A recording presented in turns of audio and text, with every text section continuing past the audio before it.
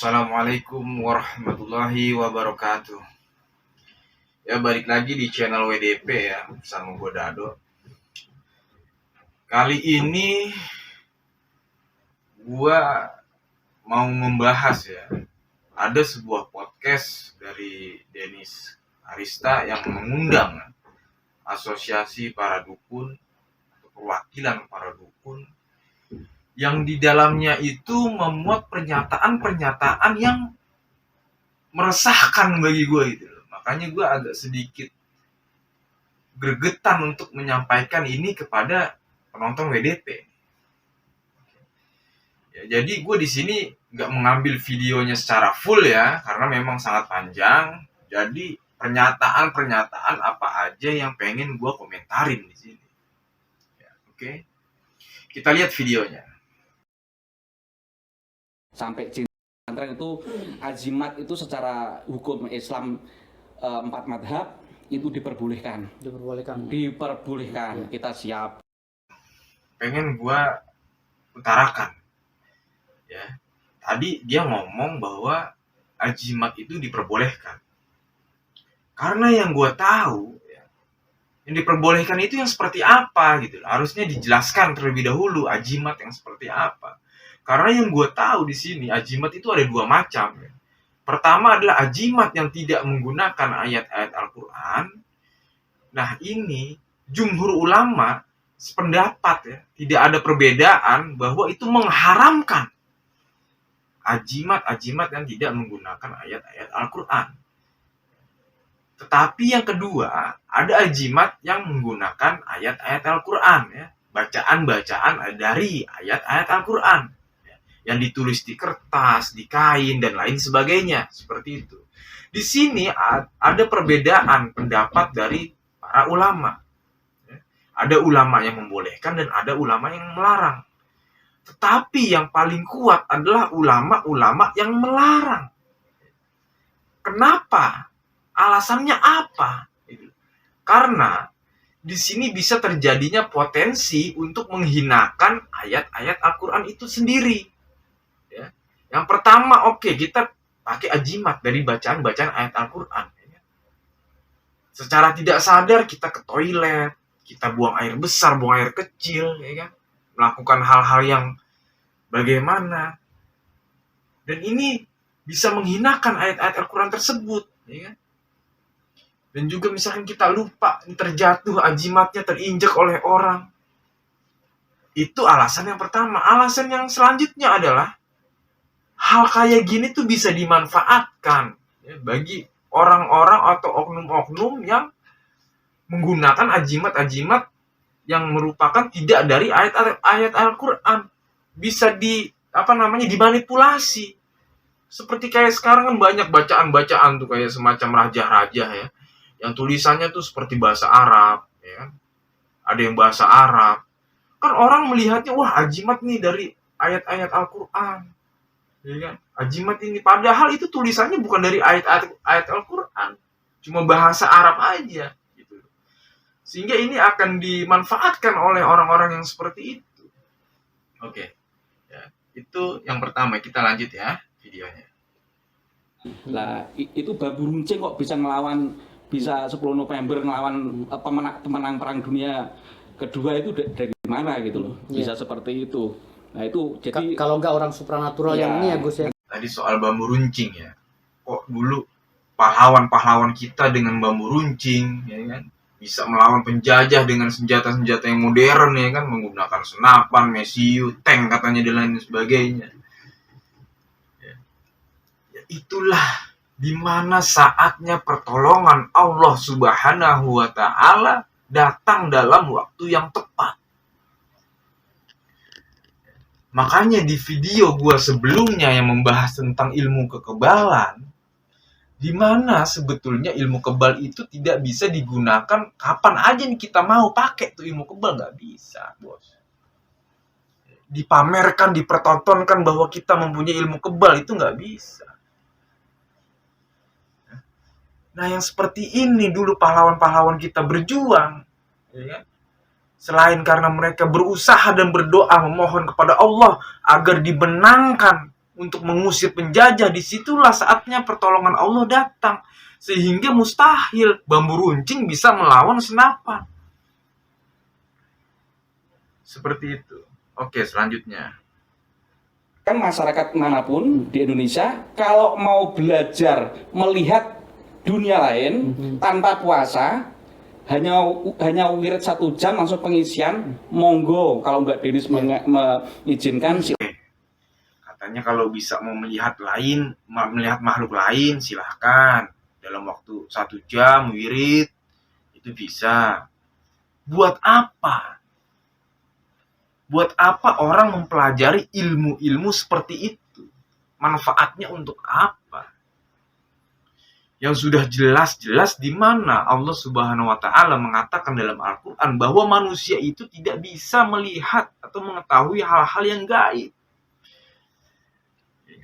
Tetapi manusia harus wajib percaya adanya hal-hal yang gaib tersebut. Di dalam Islam dikatakan seperti itu. Harus wajib percaya adanya jin, adanya Tuhan, adanya malaikat. Wajib kita percaya adanya itu. Tapi gunanya untuk apa jika kita pelajari ilmu-ilmu seperti itu? Ya kan? Mau berteman dengan jin, ya kan? Sudah jelas-jelas Rasulullah SAW melarang, ya kan? Kita untuk bersekutu dengan jin. Karena apa? Jin itu bisa menjerumuskan manusia ke dalam neraka. Karena apa? Jin itu pembohong, pendusta. Oke. Next. Silahkan pedang diasah sendiri, pedang siapapun, silahkan. Tapi harus ada prepare ya. Nanti video-video kami ada. Iya, ada persiapan. Ketika pemindahan penyakit, kambing beli sendiri. Ini pemindahan penyakit kambing ya. Dijaga oleh keluarga yang nganter, kita hanya fokus sama pasien.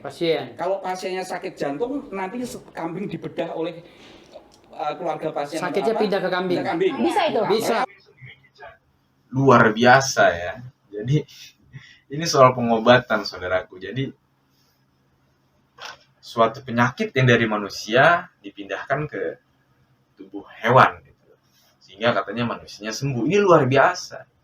Kalau ini memang benar adanya, saudaraku, ya kan? Mungkin yang sakit ini semuanya bisa sembuh, ya kan? Dan harusnya para dukun ini datang ke rumah sakit. Kalau memang dia punya hati yang baik, ya kan? Gak usah lama-lama nunggu pasien yang datang ke dia, datang ke rumah sakit, ya kan? Di mana itu orang sakit dipindahkan penyakitnya dari kambing sembuh. Ya. Jangan sampai orang udah mau berobat disuruh beli kambing, ya kan? Disuruh bayar pula, pasang tarif, sakit nggak sembuh, udah jatuh tertimpa tangga, saudaraku. Oke, next.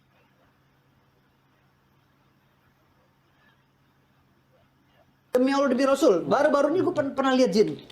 Setan kuntilanak gue pernah lihat, gue sering lihat. Artinya di sini kalau seandainya ini tidak dibenarkan, Nah inilah apa yang gue lihat saudara, kemarin? Bentuknya pun bisa gue gambar kok. kenapa ada orang ya sebesar ulama sebesar Imam Asy-Syafi'i mengatakan bahwa ya, jika ada suatu orang yang walaupun orang tersebut ya soleh, orang tersebut alim berilmu, dan dia mengaku-ngaku ya, bisa melihat jin dalam bentuk aslinya, maka kesaksiannya itu ditolak, saudara. Manusia itu tidak ada yang bisa melihat jin dalam bentuk aslinya. Manusia bisa melihat jin hanya dalam bentuk jika jin tersebut berubah wujud, ya, menjadi manusia lainnya, menjadi hewan seperti anjing, seperti serigala, dan lain sebagainya. Itu bisa manusia melihat tersebut. Ya. Tetapi jika dalam bentuk asli, itu tidak bisa terlihat, saudaraku.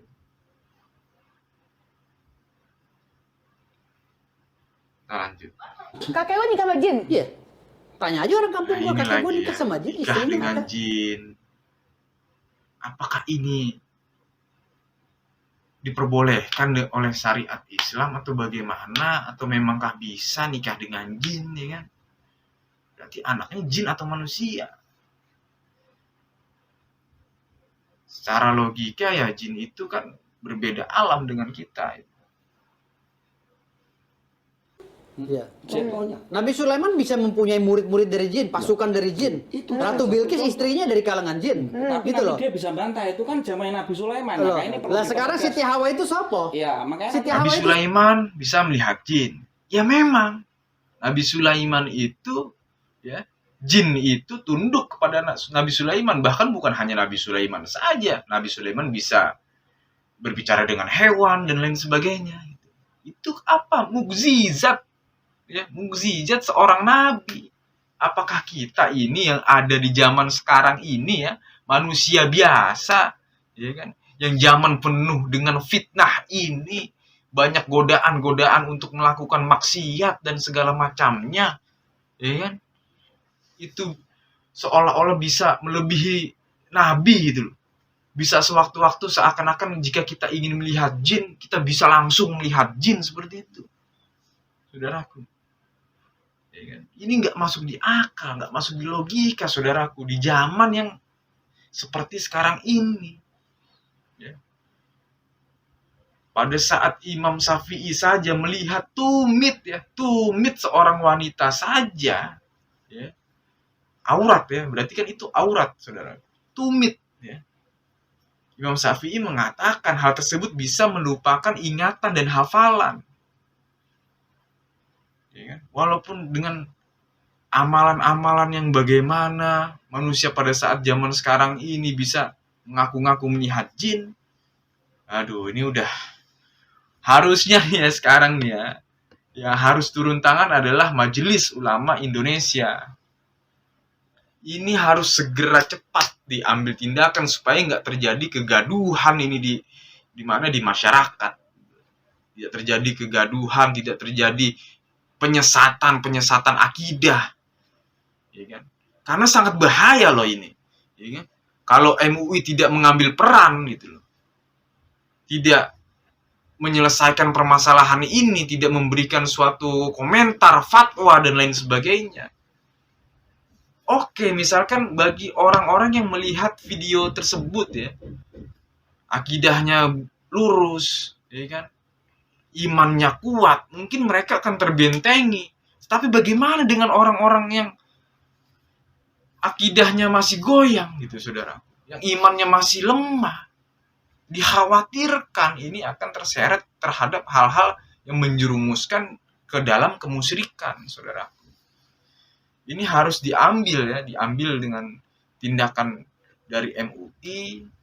Karena memang baru beberapa ustadz yang mengomentari hal ini ya. Yang saya tahu itu ada Ustadz Dery Sulaiman, Ustadz Faizar dari Muhammadiyah, ya kan, Ustadz Heri dan lain sebagainya.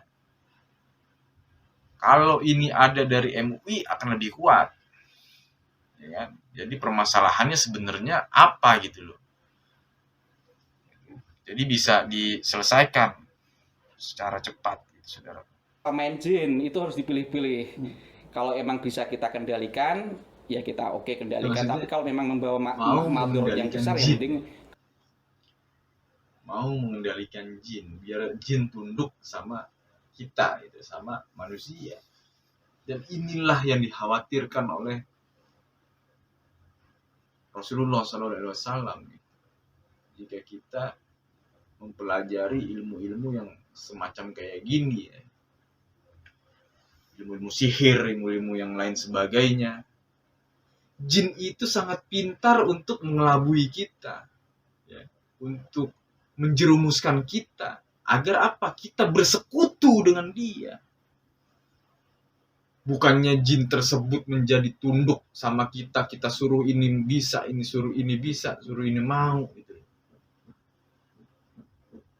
Kadang jin itu memang secara dia pintar sekali untuk menjerumuskan kita sehingga kita ke dalam ranah kemusyrikan, menyekutukan Allah Subhanahu wa taala. bambu runcing, sejarahnya ada, dokumennya ada, pondok pesantrennya sampai hari ini ada. Pakai bambu runcing kok bisa untuk bertempur itu dari Betul. mana? Lawan Belanda yang pakai tank Iya. nuklir, apa tank yang mutakhir. Jenderal Maleby sampai tewas, sampai jenderal satunya lagi, 2 jenderal Inggris Iya. pemenang Perang Dunia II mengatakan Lagi-lagi membahas bambu runcing lawan tank, lawan mortir dan lain sebagainya ya. Ya, jika kita yakin dengan kekuatan doa kita, dengan kekuatan yang Allah berikan kepada kita untuk kita menang gitu ya. Dan Allah berkehendak, itu juga pasti akan terjadi, saudara. Cuman di sini masalahnya kita minta doa sama dukun.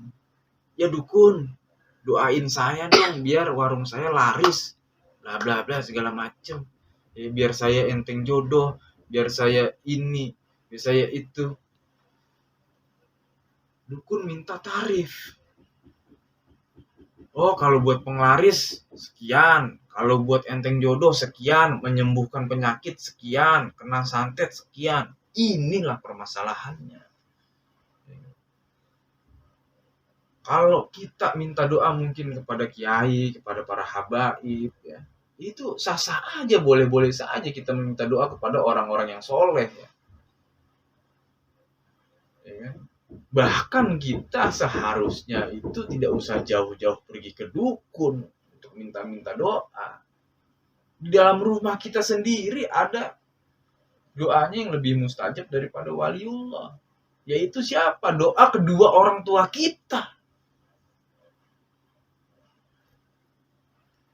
Doa kedua orang tua kita. Kenapa kita tidak minta kepada kedua orang tua kita untuk mendoakan kita, malah pergi ke dukun malah dimintain duit. Kan ini yang selama ini jadinya keblinger, saudara. Oke. Jadi dari gue sekian aja dulu, saudaraku. Jadi harapan gue ya, karena ini kasus udah bergulir terlalu lama ya, udah berminggu-minggu ya kalau nggak salah ini kasus, ya kan? Datang ke podcast ngomong ini ngomong itu. Kalau bisa ini ada tanggapan dari Majelis Ulama Indonesia, harus menanggapi hal ini. Mana yang benar, mana yang salah, mana yang benar menurut pandangan agama itu seperti apa ya. Mana yang salah ya harus diluruskan gitu. Harus bertobat ya kan. Kalau dibiarkan seperti ini menjadi bola liar, nanti saling lapor-laporan, ya kan? Laporan polisi, ini lapor polisi, ya kan? Ini nggak kelar-kelar nanti, saudaraku. Oke, sekian dari gua. Wassalamualaikum warahmatullahi wabarakatuh.